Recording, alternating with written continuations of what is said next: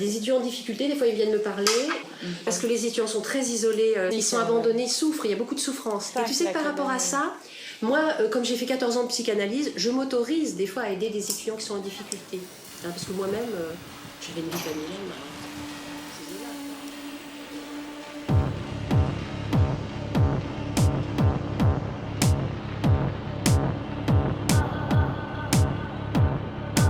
Je m'appelle Vincent, j'ai participé au projet Cabane à Paris 8.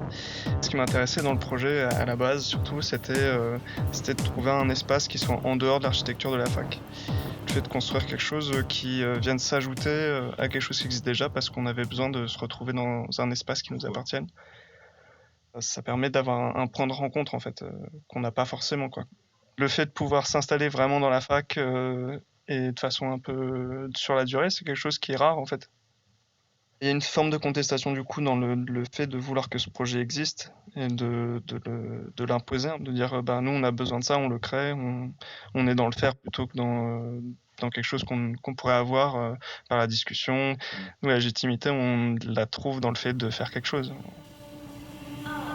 Si vous nous dites, nous on bouge pas, suite au fait que vous ne vouliez pas déplacer votre œuvre dans un autre droit qui a été proposé par Hygiène et Sécurité comme un lieu ne portant pas atteinte, ne risquant rien, je peux vous mettre des listes énormes, votre projet ne pourra avoir lieu au sein de l'université.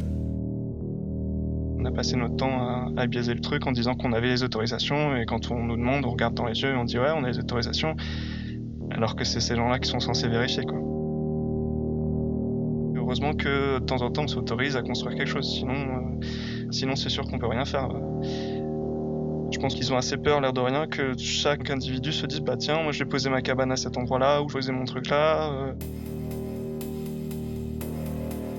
Nous, notre petit noyau et notre petite cellule avec cabane, c'était une forme de contestation qui était possible à notre échelle. Et là, avec plus de monde qui participe, c'est possible vraiment.